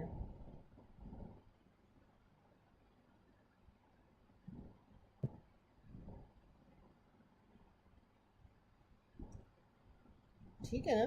तो जिस तरह डॉक्टर कॉकब ने बता रही थी कि आपके पास ब्लड वेसल के एंडोथीलियल सेल्स होते हैं, साथ में आपके पास जीबीएम होती हैं और विसरल लेयर होती है। ठीक है, तो ये आपके पास 3 लेयर्स आपके पास बना रही होती हैं। ठीक है डॉक्टर बासित, ये 3 लेयर जो है ना पोस्ट फिल्ट्रेशन बैरियर बना रहे होते हैं। इसमें जो पैराइटल लेयर होती है ना, पैराइटल लेयर नहीं इन्वॉल्व होती है, पैराइटल लेयर नहीं इन्वॉल्व होती है, 3 लेयर्स इन्वॉल्व होती हैं। फिर आपके पास आ रहा है what is the best way to calculate GFR in clinically in a CKD patient awaiting decision between renal transplant and dialysis. तो बेस्ट वे क्लिनिकली आप किस तरह कौन सी होगी, क्रिएटिनिन क्लियरेंस होगी। A chronic renal failure patient on dialysis most probable autopsy finding आपके पास क्या होगी कि देखो अगर आपके पास क्रॉनिक रीनल फेलियर का पेशेंट है तो इसमें आपके पास हाइपरट्रोफिड पैराथायरॉइड ग्लैंड हो जाएगा। आई एम श्योर आप लोगों को अब रीज़न पता होगी कि इसमें हाइपरट्रोफिड पैराथायरॉइड ग्लैंड क्यों होता है। ठीक है ना? फिर आपके पास आ रहा है कि पेशेंट है एंड स्टेज रीनल डिजीज़ पे है, लॉन्ग टर्म डायलिसिस में है। Which of the following amyloidosis related protein is found, तो आपके पास β2 माइक्रोग्लोबुलिन होती है। A person on dialysis having oral ulcers, तो ये आपके पास क्यों होगा, विटामिन B12 की डिफिशियंसी से। ठीक है, तो ये मैंने बताया था कि जो एंड स्टेज रीनल डिजीज़ वाले पेशेंट्स होते हैं ना, उनमें आप अमूमन मीट वगैरह उन्हें कहते हो कि अवॉइड करें, क्योंकि वो अमोनिया वगैरह उससे रिलीज़ हो रहा होता है और वो आपके पास बॉडी के अंदर एक्सक्रीट करने की कैपेबिलिटी नहीं होती। तो जब वो गोश्त वगैरह नहीं खाते तो उनमें B12 डिफिशियंसी होती है, जिस वजह से आपके पास फिर माउथ अल्सर्स होंगे। फिर आपके पास आ जाता है oral women with multiple fractures hypertensive and is on dialysis. तो इसमें आपके पास क्या हो रहा है कि विटामिन डी की डिफिशियंसी है, क्योंकि आपके पास अगर किडनी का फेलियर हो जाए तो आपके पास विटामिन डी की एक्टिवेशन किडनी में ही हो रही होती है। ठीक है, तो आपके पास किडनी में विटामिन डी की एक्टिवेशन नहीं होगी, तो इस वजह से आपके पास में मल्टीपल फ्रैक्चर्स हो जाएंगे। अच्छा, मुझे कोई बता सकता है कि जो विटामिन डी को एक्टिवेट एंजाइम कर रहा होता है वो एंजाइम कौन सा होता है जो विटामिन डी को एक्टिवेट करता है किडनी में?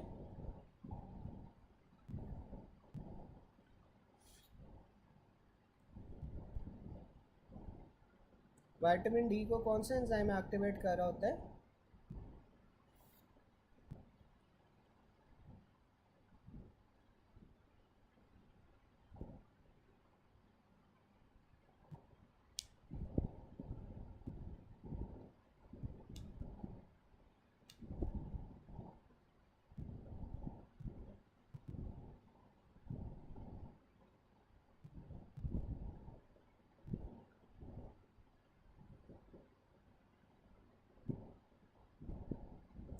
कौन सी वाली पिक्चर दिखा दूँ doctor Zoya, vitamin D activation वाली?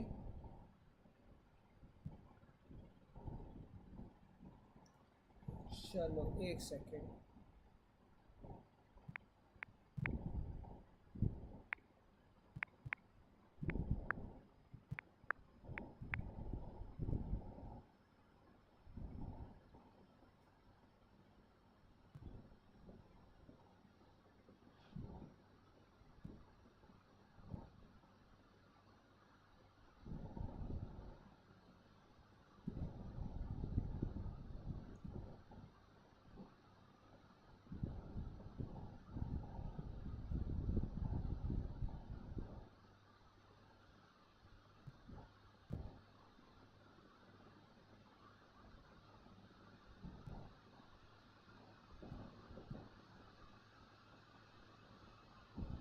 बिल्कुल, जो क्लास शुरू से ले रहे थे मैंने उन्हें तब क्लास के शुरू में आपको बताया भी था कि जो 1 अल्फ़ा हाइड्रोक्सिलेज होता है ना, वो आपके पास एक्टिवेट कर रहा होता है किडनी में।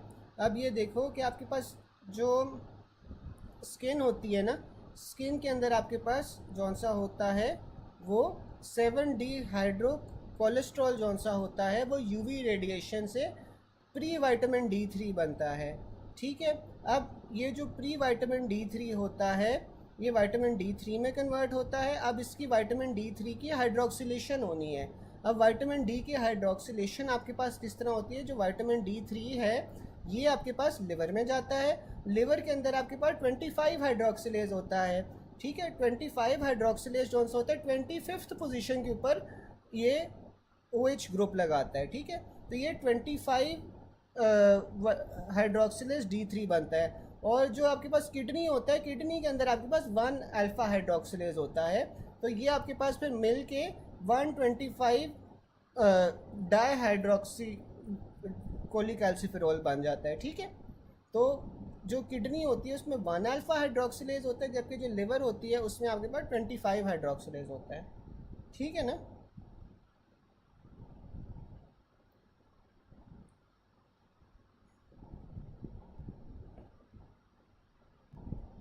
माउथ अल्सर्स वाला पॉइंट रिपीट कर दूं। माउथ अल्सर्स में मैंने बस ये बताया था कि जो एंड स्टेज रीनल डिजीज़ वाले पेशेंट्स होते हैं ना, उन्हें हम कहते हैं कि मीट वगैरह ना अवॉइड करें, क्योंकि जब मीट की ब्रेकडाउन हो रही होती है ना तो आपके पास अमोनिया रिलीज़ हो रहा होता है। और अगर आपके पास एंड स्टेज रीनल डिजीज़ है तो एंड स्टेज रीनल डिजीज़ के अंदर किडनी के अंदर एक इतनी कैपेबिलिटी नहीं होती ना कि वो जो अमोनिया है उसे न्यूट्रलाइज कर सके। तो इस वजह से हमारे पास जौन सा होता है, जब मीट नहीं खाओगे तो B12 का जो सोर्स होता था मेन, वो क्या होता था? वो मीट होता था। तो आपके पास B12 डिफिशिएंसी हो जाएगी, और B12 डिफिशिएंसी होगी तो आपके पास फिर ओरल अल्सर्स बन जाएंगे, ठीक है।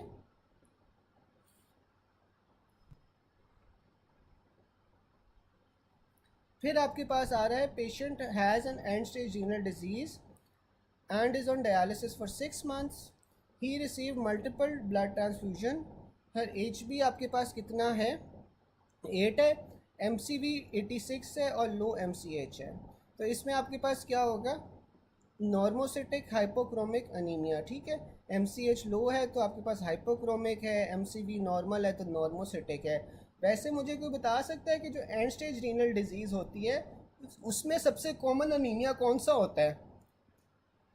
एंड स्टेज रीनल डिजीज़ में कॉमन अनीमिया कौन सा होता है?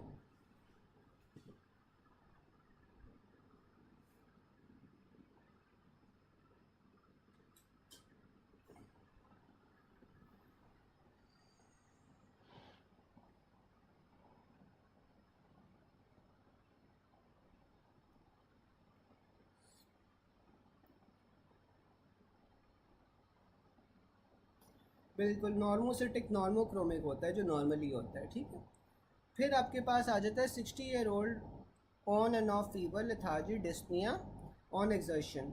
HB 7.8 है, यूरिया 140 है, क्रेटिनिन 3 है। तो ये आपके पास एरिथ्रोपोएटिन डिफिशिएंसी होगी, ठीक है। क्योंकि इसमें आप देख सकते हो कि जो यूरिया क्रेटिनिन है उसके लेवल्स थोड़े डिरेंज्ड हैं, HB कम है। तो ये क्यों है? क्योंकि आपके पास किडनी फेलियर हुआ हुआ है, जिस किडनी फेलियर में एरिथ्रोपोएटिन डिफिशिएंसी हो जाती है, ठीक है। अच्छा, फिर उसके बाद है अ middle age known case of and stage renal disease on list of haemodialysis, normochromic anaemia हुआ है। तो इसमें आपने सबसे अप्रोप्रिएट थेरेपी कौन सी देनी है? तो इसमें IV एरिथ्रोपोएटिन लिखा हुआ है। कोई मुझे बता सकता है कि IV एरिथ्रोपोएटिन सही है या गलत लिखा हुआ है?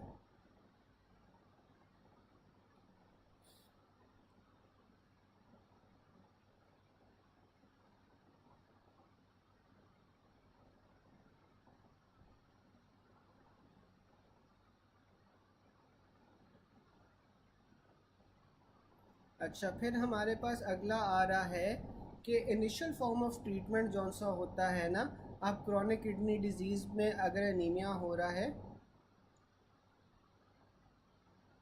बिल्कुल सब कर देते हैं, ठीक है, सब कर देते हैं। और फिर उसमें ये लिखा हुआ है कि जो आपके पास इनिशियल फॉर्म होती है ना अनीमिया की इन क्रॉनिक किडनी डिजीज़, उसमें आप एरिथ्रोपोएटिन स्टिमुलेटिंग एजेंट्स देते हो, ठीक है ना। उसमें आपने एरिथ्रोपोएटिन स्टिमुलेटिंग एजेंट्स देने हैं। फिर आपके पास बफर्स आ जाते हैं। जो ब्लड के अंदर सबसे कॉमन बफर होता है वो आपके पास बायकार्ब बफर होता है, ठीक है। मेजर जो एक्स्ट्रा सेलुलर बफर होता है वो आपके पास बायकार्ब होता है, जबकि जो माइनर एक्स्ट्रा सेलुलर बफर्स होते हैं वो आपके पास फॉस्फेट होता है। फॉस्फेट आपके पास एक्स्ट्रा सेलुलर तो माइनर होता है, लेकिन जो आपके पास किडनी होती है यूरिनरी बफर में सबसे इम्पोर्टेंट जौन सा होता है वो फॉस्फेट बफर होता है। अगर आप इंट्रासेलुलर बफर्स की बात करो तो जो मेजर इंट्रासेलुलर बफर है वो आपके पास हीमोग्लोबिन होता है। हीमोग्लोबिन डीऑक्सी हीमोग्लोबिन और ऑक्सी हीमोग्लोबिन की फॉर्म्स के अंदर कोएग्जिस्ट करती है। अदर इंट्रासेलुलर बफर्स आपके पास कौन से आ जाते हैं, ऑर्गेनिक फॉस्फेट्स आ जाते हैं जिस तरह एएमपी, एटीपी और एटीपी। फिर आपके पास आ जाता है ब्लड या प्लाज्मा के अंदर मेन बफर कौन सा होता है, बाइकार्ब्स होते हैं। रीनल बफर या यूरिनरी बफर आपके पास फॉस्फेट होता है। Most important urinary buffer qualitatively जौन सा होता है वो फॉस्फेट होता है, लेकिन अगर आप क्वांटिटी की बात करो तो क्वांटिटी आपके पास अमोनिया बफर की सबसे ज़्यादा होती है। फिर आपके पास आ जाता है जो एक्सक्लूसिवली रीनल में होता है वो आपके पास अमोनिया बफर होता है, क्योंकि जो फॉस्फेट होता है that is a minor extracellular buffer as well. फिर आपके पास मोस्ट इंपॉर्टेंट ब्लड बफर कौन सा होता है, बाइकार्ब था। मोस्ट इंपॉर्टेंट इंटरस्टिशियल बफर आपके पास बाइकार्ब्स आ जाता है। Most important ECF buffer bicarb था। फिर highest proportion of which buffer is present in plasma, तो वो बाइकार्ब्स हो जाते हैं। Buffer exclusively in renal tubules आपके पास अमोनिया होता है। बफर ऑफ रीनल सिस्टम आपके पास फॉस्फेट होता है, ठीक है। डीके के अंदर आपके पास बाइकार्ब बफर इन्वॉल्व होता है। आईसीएफ बफर आपके पास प्रोटीन होता है। Haemoglobin acts as a buffer because it accepts H plus ions, ठीक है। ऑक्सीजन बफरिंग सिस्टम में आपके पास कीमो रिसेप्टर्स आ जाते हैं। Buffer which is present in kidneys लेकिन बॉडी फ्लूइड्स में नहीं होता तो वो अमोनिया होता है। अगर सबसे इंपॉर्टेंट किडनी का बफर पूछ ले तो वो फॉस्फेट होता है। फिर हमारे पास आ रहा है अ 10-year-old चाइल्ड डाइड, ऑटोप्सी आपने उसकी की, otherwise normal except numerous cyst in the kidney and liver, ठीक है। तो ये पैटर्न ऑफ इनहेरिटेंस क्या होगा, ऑटोसोमल रिसेसिव। अब आपके पास autosomal dominant polycystic kidney disease होती है और autosomal recessive polycystic kidney disease होती है। जो autosomal dominant polycystic kidney disease है, अच्छा, जो autosomal dominant polycystic kidney disease है वो आपके पास जौन सा होता है बड़ों के अंदर मैनिफेस्ट करती है, एडोलेसेंट्स के अंदर मैनिफेस्ट करती है। इसमें डेफिनेशन क्या है कि ऑटोसोमल डोमिनेंट में जो रीनल पैरेन्काइमा होता है ना, यानी कि जो किडनी का मेन सब्सटेंस होता है वो सिस्ट के साथ रिप्लेस हो जाता है, ठीक है। 15 से 30 साल की उम्र में ये आपके पास मैनिफेस्ट करती है, ऑल्दो इसमें जेनेटिक डिफेक्ट होता है लेकिन ये 15 से 30 साल के अंदर मैनिफेस्ट करेगी। और ये साथ में आपके पास किडनी में भी सिस्ट बन रहे हैं पैरेन्काइमा की जगह, लिवर में भी सिस्ट बन रहे हैं, साथ में आपके पास ये बेरी एनोरिज्म्स में आपके पास आ जाती है जो सर्कल ऑफ विलिस में होते हैं। कार्डियोवास्कुलर सिस्टम में आपके पास इसमें क्या क्या डिफेक्ट्स आ सकते हैं, माइट्रल वाल्व प्रोलैप्स हो सकता है, आयोटिक डायलिटेशन हो सकती है और आयोटिक डायसेक्शन हो सकती है। जबकि autosomal recessive polycystic kidney disease आपके पास इन्फेंसी के अंदर होती है। इसमें आपके पास क्या हो रहा होता है कि कलेक्टिंग डक्ट कौन सा होता है ना उसकी डायलेशन हो रही होती है, ठीक है। और इसमें आपके पास कंजेनिटल हेपाटिक फाइब्रोसिस होता है और significant oliguric renal failure in utero can lead to Potter sequence, ठीक है। तो पॉटर सीक्वेंस में आपके पास क्या होता है, किडनी की इनएबिलिटी होती है टू सिक्रीट आउट यूरिन। तो जब वो यूरिन नहीं सिक्रीट आउट कर पाती तो आपके पास जो एमनियोटिक फ्लूइड है वो ही नहीं बनता, तो इसे आप फिर पॉटर सीक्वेंस कहते हैं। Mode of inheritance adult polycystic kidney disease का क्या होता है, ऑटोसोमल डोमिनेंट होता है। A 10-year-old child died. Autopsy was performed, which was otherwise normal except numerous cysts आपको मिले हैं किडनी और लिवर के अंदर। तो इसमें आपके पास पैटर्न ऑफ इनहेरिटेंस क्या है, ऑटोसोमल रिसेसिव है क्योंकि बच्चा है। Autosomal dominant polycystic kidney disease is associated with सब रेटिनॉइड हेमरेजेस इसमें हो रहे होते हैं, ठीक है, क्योंकि इसमें आपके पास बेरी एनोरिज्म्स बन रहे होते हैं, ठीक है। फिर आपके पास आ जाता है 30-year-old male suddenly died after sudden rise in blood pressure at autopsy the ruptured vessel completely lacks the tunica media. तो ये आपके पास क्या होगा, बेरी एनोरिज्म होगा, ठीक है। अब जो आपके पास autosomal dominant polycystic kidney disease है इसमें आपके पास ट्यूनिका मीडिया का डिफेक्ट होता है जिस वजह से आपके पास बेरी एनोरिज्म्स हो सकते हैं। 8% लोगों में माइट्रल वाल्व कोलैप्स होता है, आयोटिक डायलिटेशन होती है और डिसेक्शन हो सकती है, ठीक है। साथ में आपको लिवर में सिस्ट मिलेंगे, जबकि जो आपके पास ऑटोसोमल रिसेसिव है, रिसेसिव में आपके पास लिवर के अंदर फाइब्रोसिस हो जाएगी और इसमें आपके पास पॉटर सीक्वेंस मिलेगा, ठीक है, क्योंकि वो बच्चों में हो रहा होता है। यहाँ तक किसी को कोई बात ना समझ आई हो? यहाँ तक किसी को कोई चीज़ ना समझ आई हो?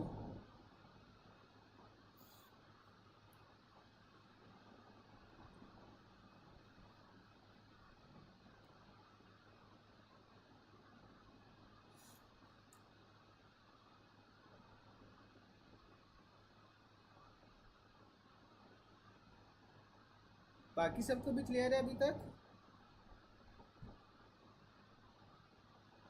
चले, फिर आपके पास आ जाता है कि पेशेंट है, उसमें CO2 लेवल्स 44 है, pH 7.3 है, बाइकार्ब्स आपके पास 19 है। तो कौन सा एसिड बेस्ड अबनॉर्मेलिटी है? तो इसमें आपके पास मेटाबॉलिक एसिडोसिस हो जाएगा।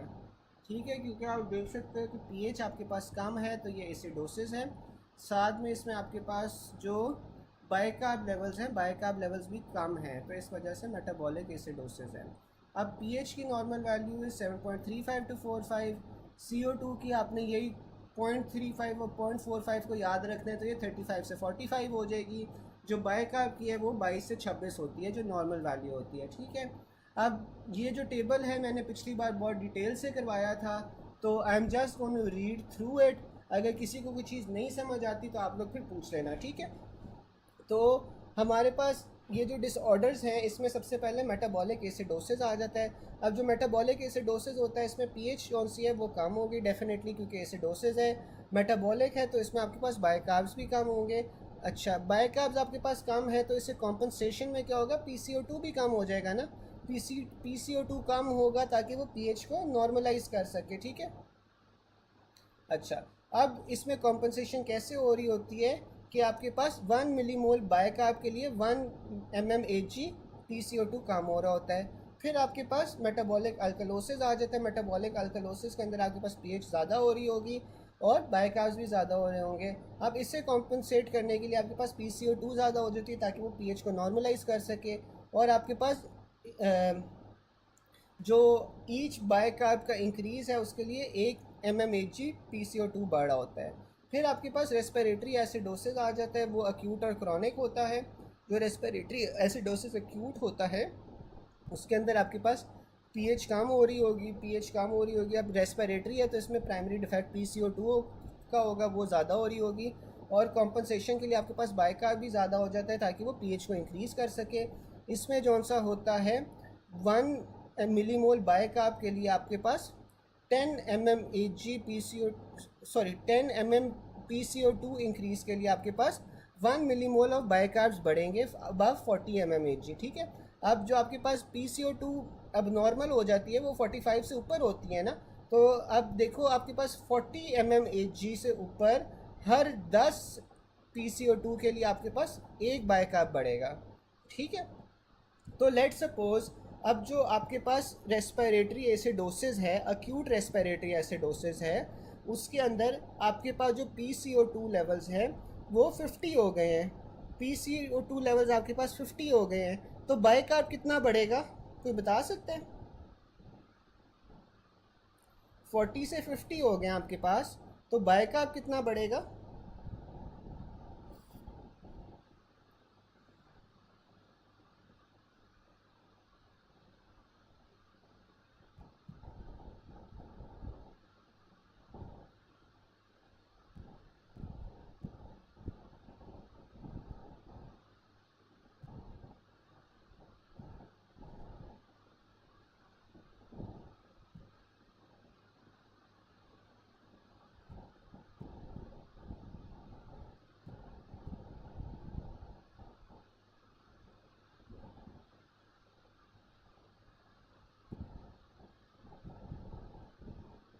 बिल्कुल, डॉक्टर मासूमा सही बता रही हैं कि आपके पास वो 1 मिलीमोल ऑफ बाइकार्ब बढ़ेगा तो 26 से 27 हो जाएगा।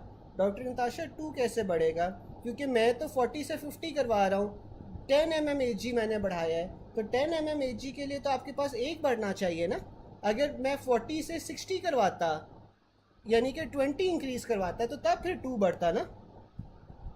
ठीक है ना डॉक्टर नताशा, अगर मैं 40 से 60 करवाता या 20 mmHg का इंक्रीज़ करवाता तो तब आपके पास 2 मिलीमोल बढ़ने थे ना। ठीक है, फिर आपके पास क्रॉनिक, और बाकी सारे क्यों नहीं जवाब दे रहे हैं, बाकी भी आप लोग जवाब दो।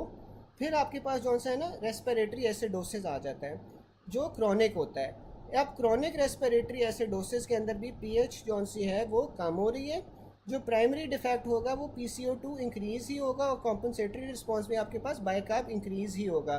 लेकिन इसमें आपके पास क्या फ़र्क आ जाता है कि for every 10 mmHg increase in PCO2 आपके पास 4 मिलीमोल बाइकार्ब्स बढ़ रहे हैं, ठीक है ना। तो हर 10 mmHg PCO2 बढ़ने के लिए आपके पास 4 मिलीमोल्स बढ़ रहे हैं,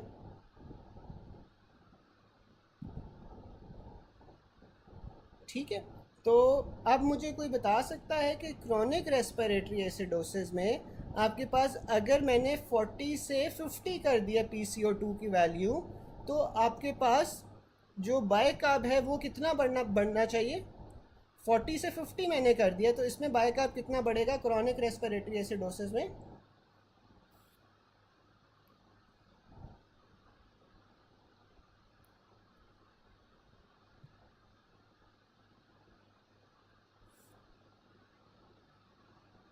4 मिलीमोल, ठीक है। डॉक्टर मोहम्मद, इसका ये मतलब है कि आप देखो कि CO2 की नॉर्मल वैल्यू कितनी होती है, 35 से 45 होती है, ठीक है ना। 35 से 45 आपके पास होती है। तो यहाँ पे उसने PCO2 जितनी 40 mmHg से आपके पास बढ़ रही है, जितनी 40 mmHg से आपके पास बढ़ेगी उतना ही आपके पास बाइकार्ब भी बढ़ना चाहिए ना कॉम्पनसेशन के लिए। इसका 40 का ये मतलब है, ठीक है। 40 का ये मतलब है कि आपके पास जो ये PCO2 की थी उसकी नॉर्मल वैल्यू कितनी थी, 35 से 40। तो 40 से हर 10 मिली mmHg के लिए आपके पास बाइकार्ब कितनी बढ़ रही है, ठीक है। फिर आपके पास रेस्पिरेटरी अल्कलोसिस आ जाता है। अब जो रेस्पिरेटरी अल्कलोसिस है इसमें अक्यूट और क्रॉनिक आ जाती हैं। अब जो आपके पास अक्यूट होती है रेस्पिरेटरी अल्कलोसिस, इसमें PCO2 जौन सा है वो कम हो रहा है और उसके कॉम्पनसेशन के अंदर आपके पास बाइकार्ब भी कम होगा। तो the bicarb will decrease by 2 millimole for every 10 mmHg decrease in PCO2 below 40, ठीक है। तो जो रेस्पिरेटरी अल्कलोसिस है उसमें 10 mmHg से कम जितना हो रहा है, अब बिलो 40 कितना जितना हो रहा है उसमें आपके पास बाइकार्ब 2 कम होगी।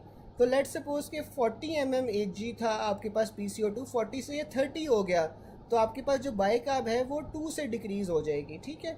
और जो क्रॉनिक रेस्पिरेटरी अल्कलोसिस है उसमें भी डिफेक्ट्स तो वही हो रहे हैं, लेकिन इसके अंदर आपके पास जो बाइकार्ब कम होगी वो 5 मिलीमोल होगी for every 10 mmHg decrease in PCO2 below 40, ठीक है। अब MCQs इसके देख लेते हैं। In a state where there is fall in pH of plasma, increase in bicarbs and increase in PCO2, ठीक है। तो यहाँ पे उसने क्या लिखा हुआ है कि pH में फॉल आ रहा है, बाइकार्ब्स आपके पास इंक्रीज़ हो रहे हैं और PCO2 भी इंक्रीज़ हो रही है, ठीक है। तो ये आपके पास पार्शली कॉम्पनसेटेड रेस्पिरेटरी एसिडोसिस होगी, ठीक है। For this and coming questions remember कि आपके पास जब pH कम हो रही है और आपके पास CO2 बढ़ रही है तो ये रेस्पिरेटरी एसिडोसिस होगा, ठीक है, with compensation from renal by increasing the bicarb, ठीक है। But as it fails to bring pH towards normal, तो इस वजह से आपके पास ये पार्शली कॉम्पनसेटेड रेस्पिरेटरी एसिडोसिस होगी, ठीक है। फिर आपके पास आ जाता है pH आपके पास 7.32 है, PCO2 आपके पास 50 है, ठीक है। अब देखो PCO2 बढ़ी हुई है, pH आपके पास कम है, बाइकार्ब जौन से हैं वो आपके पास 24 हैं, ठीक है। और साथ में इंक्रीज एनायन गैप है, तो ये आपके पास रेस्पिरेटरी एसिडोसिस है। अच्छा, अब मुझे कोई ये बता सकता है कि ये आपके पास नॉन कॉम्पनसेटेड है, पार्शली कॉम्पनसेटेड है या कॉम्पनसेटेड है। जो रेस्पिरेटरी एसिडोसिस है ये नॉन कॉम्पनसेटेड है, पार्शली कॉम्पनसेटेड है या फिर कॉम्पनसेटेड रेस्पिरेटरी एसिडोसिस है, कोई बता सकता है।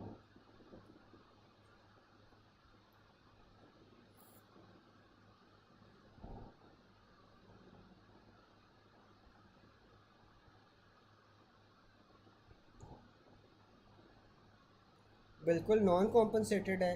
एंड आई एम होपिंग कि आपको अब तीनों का फ़र्क भी पता चल जाना चाहिए कि नॉन कॉम्पनसेटेड, पार्शली कॉम्पनसेटेड और कॉम्पनसेटेड में आप फ़र्क किस तरह कर सकते हो, ठीक है। अगर किसी को नहीं पता तो आप लोग बता दो, मैं फिर से समझा देता हूँ, लेकिन अभी तक आप लोगों को पता होना चाहिए यार ये बात, ठीक है। फिर आपके पास आ रहा है patient came in ill condition, A B Gs उसके 7.32 है, पी सी ओ 260 है, बाइकाब आपके पास 24 है। तो ये आपके पास क्या है, अनकॉम्पनसेटेड रेस्पिरेटरी एसिडोसिस है। बिल्कुल डॉक्टर मासूमा सही बता रहे हो, आपकी बाइकाब जौन सा है वो इंक्रीज़ नहीं हो रही, तो इस वजह से जौन सा है आपके पास ये अनकॉम्पनसेटेड है। अच्छा, फिर आपके पास आ रहा है एस्थमेटिक पेशेंट, पी एच में 7.31 है, बाइकाब आपके पास 25 है, पी सी ओ 248 है। तो ये आपके पास क्या होगा, रेस्पिरेटरी एसिडोसिस अनकॉम्पनसेटेड है। Which remains normal in chronic respiratory acidosis, तो इसमें हाइड्रोजन आयंस जौन से होते हैं वो नॉर्मल रिमेन करते हैं। Long scenario but P C O 2 will be decrease to compensate for metabolic acidosis. P H आपके पास 7.36 है, बाइकार्ब्स आपके पास 60 है, पी सी ओ 2 आपके पास 30 है। तो इसमें ये देखो अब कॉम्पनसेशन हुई हुई है। अब देखो जो पी एच है, पी एच आपके पास नॉर्मल की तरफ आई हुई है, ठीक है। पी एच नॉर्मल की तरफ आई हुई है। बाइकार्ब्स जौन से बाइकार्ब्स आपके पास कम हुए हुए हैं, बाइकार्ब्स कम हुए हुए हैं, तो इसकी वजह से आपके पास जो पी सी ओ 2 है, पी सी ओ 2 भी आपके पास कम हो गया है, ठीक है।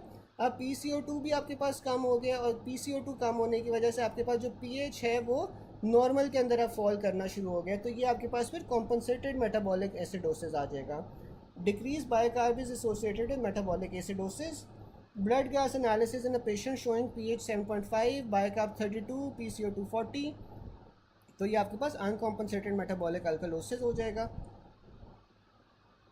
A patient had a car accident but didn't get any external juices, sorry, external injury. His pH आपके पास 7.5 है, पी सी ओ 2 20 है, और बाइकाब आपके पास 20 है। तो ये आपके पास रेस्पिरेटरी अल्कलोसिस है।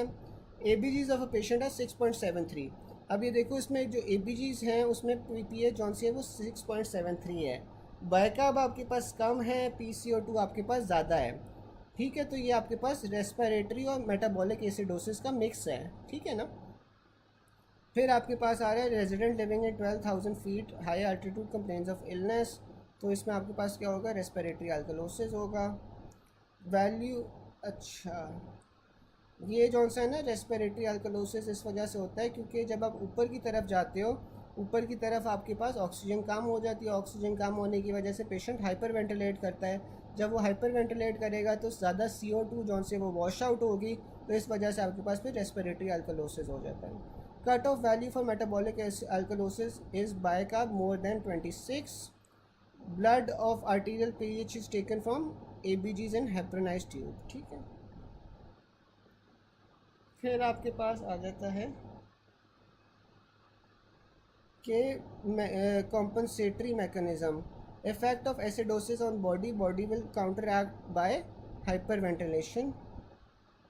बताता हूँ, ड्राउनिंग का भी बताता हूँ, आएगा आगे। फिर आपके पास आ जाता है patient has chronic respiratory acidosis, बल्कि ऊपर भी एक चीज़ देख लो, a person breathing into the paper bag, what will cause hyperventilation. तो इसमें आपके पास इंक्रीज आर्टेरियल सी ओ 2 आ जाती है, ठीक है, इंक्रीज आर्टेरियल सी ओ 2 आ जाती है। फिर है था patient having chronic respiratory acidosis. अब ये क्रॉनिक रेस्पिरेटरी एसिडोसिस है ना, तो for every 10 rises in P C O 2 compensatory increase कितना होना चाहिए, 4 होना चाहिए, ठीक है। Metabolic acidosis regulation of kidney is by hydrogen loss, ठीक है। मेटाबॉलिक एसिडोसिस किस तरह रेगुलेट हो रहा है, हाइड्रोजन जौन से है वो लूज़ करके, ठीक है। फिर आ रहा है in metabolic acidosis how is renal compensation done. तो आपके पास मेटाबॉलिक एसिडोसिस के अंदर आपके पास रीनल कॉम्पनसेशन कैसे हो रही होती है, इंक्रीज ग्लूटामिन सिक्रीशन से, ठीक है। अच्छा, अब जो आपके पास ग्लूटामीन है ये कौन से पार्ट ऑफ नेफ्रॉन के साथ रिलेटेड है, कोई बता सकता है कि जो ग्लूटामीन होती है ये नेफ्रॉन के कौन से पार्ट के साथ रिलेटेड होती है।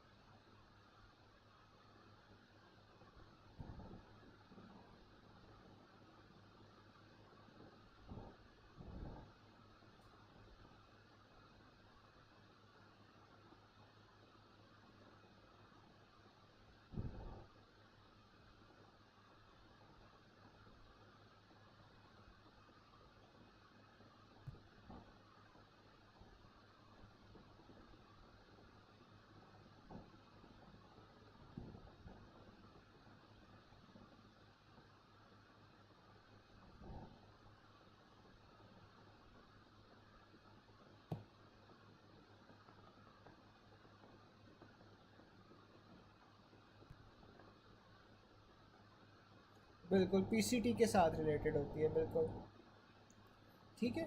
What is the body response to acidosis, तो आपके पास एसिडोसिस के अंदर क्या हो रहा होता है, आपके पास रेस्पिरेशन जो सी होती है वो इंक्रीज़ हो रही होती है, ठीक है।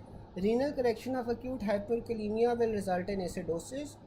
हाइपरकलीमिया produces an increase in aldosterone secretion by adrenal cortex. उससे आपके पास यार ये आप लोगों को पता है कि जो एक्यूट हाइपरकलीमिया होती है वो, ये सही बता रहे हैं ना, पीसीटी के साथ रिलेटेड होती है। अच्छा, अब यार ये थोड़ा सा ना कंफ्यूजिंग क्वेश्चन है। अब मैं बताता हूँ ये ना, ये ख़त्म करके मैं आप बताता हूँ कि पीसीटी के साथ कैसे रिलेटेड होती है। अच्छा, अब ये ना थोड़ा सा कंफ्यूजन क्वेश्चन है। अब नॉर्मली क्या होता है कि हाइपर कलीमिया के अंदर आपके पास जौन सा होता है ना, renin angiotensin aldosterone system activate होता है, ठीक है। हाइपर कलीमिया के अंदर आपके पास renin angiotensin aldosterone system activate होता है।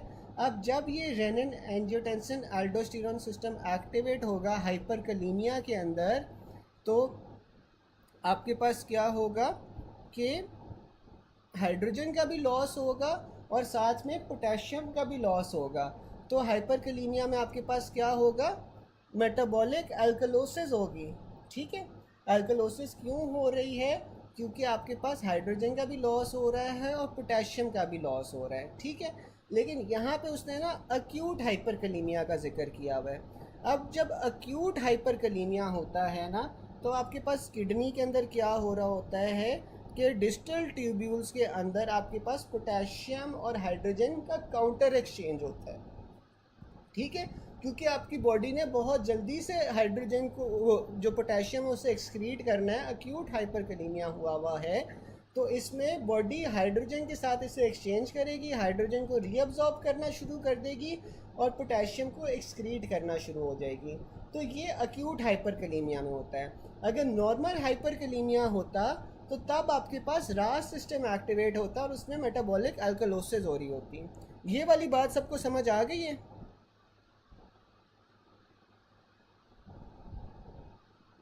ये वाली बात समझ आ गई है सबको?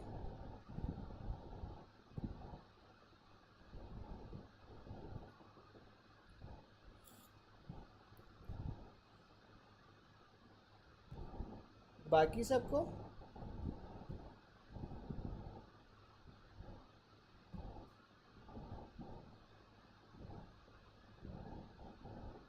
डॉक्टर मासूमा मैं ये बता रहा था कि देखिए, अगर नॉर्मल हाइपरकलीमिया होता है ना, तो नॉर्मली हाइपरकलीमिया में क्या हो रहा होता है कि वो रेनिन एंजियोटेंसिन एल्डोस्टेरोन सिस्टम को एक्टिवेट कर रहा होता है। और जब आपको पता है कि जो रास सिस्टम है वो एक्टिवेट होता है, तो वो आपके पास पोटेशियम की भी और हाइड्रोजन दोनों की सिक्रीशन करवा रहा होता है। तो जो रास सिस्टम की वजह से जब हाइपरकलीमिया हुआ है, रास सिस्टम के एक्टिवेशन की वजह से आपके पास मेटाबॉलिक अल्कलोसिस होगी, क्योंकि वो पोटेशियम को भी बाहर भेज रहा है, हाइड्रोजन को भी बाहर भेज रहा है। लेकिन अगर अक्यूट हाइपरकलीमिया हो जाए, तो अक्यूट हाइपरकलीमिया के अंदर बॉडी को कोई ऐसा मैकेनिज्म चाहिए होता है जिसमें वो फौरी तौर पे पोटेशियम को बाहर निकाल सके। तो अक्यूट हाइपरकलीमिया के अंदर फिर क्या होता है कि पोटेशियम और हाइड्रोजन की काउंटर एक्सचेंज होती है, ठीक है, डिस्टल ट्यूब्यूल्स में, कि आपके पास जो हाइड्रोजन है वो रीअब्जॉर्ब हो रहा है और उसके बदले में पोटेशियम जो है वो बाहर एक्सक्रीट हो रहा है। तो इस वजह से अक्यूट हाइपरकलीमिया के अंदर आपके पास फिर एसिडोसिस हो रही होती है, ठीक है। डॉक्टर मासूमा समझ आ गया अब?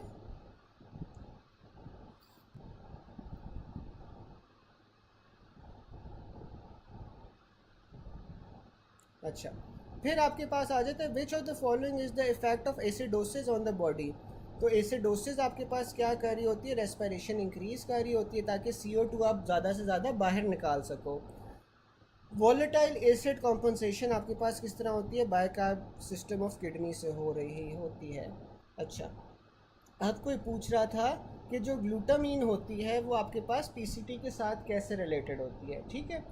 अब जो आपके पास ग्लूटामीन होती है ना, वो आपके पास जौन सा होता है, अमोनिया की डिटॉक्सिफिकेशन करवा रही होती है, ठीक है। ग्लूटामीन जौन सा होता है अमोनिया की डिटॉक्सिफिकेशन करवा रही होती है। अमोनिया आपके पास किस तरह बनता है, ये आपके पास प्रोटीन से बनता है और बाकी नाइट्रोजन कंटेनिंग कंपाउंड से बनता है। जो ग्लूटामीन होता है वो अमोनिया का कैरियर के तौर पे एक्ट करता है और उसे ट्रांसपोर्ट करता है टू द पीसीटी, ठीक है, where it is converted back to glutamine और urea for excretion in the urine, ठीक है। अब जो आपके पास ग्लूटामीन होती है वो अमोनिया की डिटॉक्सिफिकेशन करवा रही है। अमोनिया आपके पास जौन सा है वो प्रोटीन्स या नाइट्रोजन कंटेनिंग कंपाउंड्स के ब्रेकडाउन से बनता है, ठीक है। ग्लूटामीन जौन सा होता है it acts as a carrier for ammonia, जहाँ पे वो पीसीटी के अंदर ट्रांसपोर्ट करता है। पीसीटी के अंदर आपके पास ट्रांसपोर्ट होके ये या तो अमोनिया ग्लूटामीन में कन्वर्ट हो जाएगा या फिर ये यूरिया के अंदर कन्वर्ट हो जाएगा फॉर एक्सक्रीशन, ठीक है। तो इस वजह से आपके पास जो ग्लूटामीन होता है वो पीसीटी के साथ रिलेटेड होता है, ठीक है।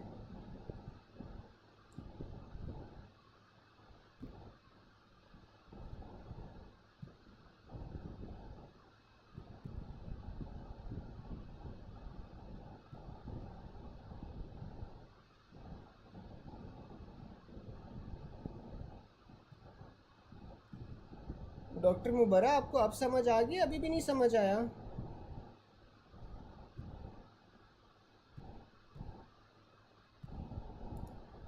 अच्छा, फिर आपके पास आ जाता है एनान गैप। जो एनान गैप होता है ना वो हमारे पास क्या होता है, difference between the measured cation और मेजर्ड एनायंस के दरमियान में आपके पास एनान गैप आ जाता है। एनान गैप विदाउट पोटाशियम आपके पास कितना होता है, क्या होता है, sodium minus chloride plus bicarb, ठीक है। तो जो मेजर एनायंस है माइनस मेजर कैटायंस के दरमियान में आपके पास एनान गैप होता है। अब अगर वो आपके पास एनायन गैप का पूछ ले तो ये डिफरेंस होता है बिटवीन द मेजर्ड कैटायंस और मेजर्ड एनायंस, ठीक है। और यहाँ पे आप देख क्या रहे होते हो, एक सेकंड डॉक्टर बासित मैं ये कंप्लीट कर लूँ फिर नमाज ब्रेक कर लेता हूँ, ठीक है। तो आपके पास जो एनायन गैप होता है ना ये डिफरेंस होता है between the measured cation and measured anion, ठीक है। और इसमें आप देख क्या रहे होते हो, इसमें आप देख अनमेजर्ड आयंस रहे होते हो, ठीक है। तो ये दोनों तरीक़ों से आता है कि ये मेजर्ड कैटायन और मेजर्ड एनायंस के दरमियान में डिफरेंस है और इसमें आप देख अनमेजर्ड आयंस को रहे होते हो, ठीक है। चले अब आप नमाज ब्रेक ले लो, फिर 9 बजे बेशक 9 बजे हम शुरू कर लेते हैं, ठीक है। 9 o'clock हम दोबारा से शुरू कर लेंगे।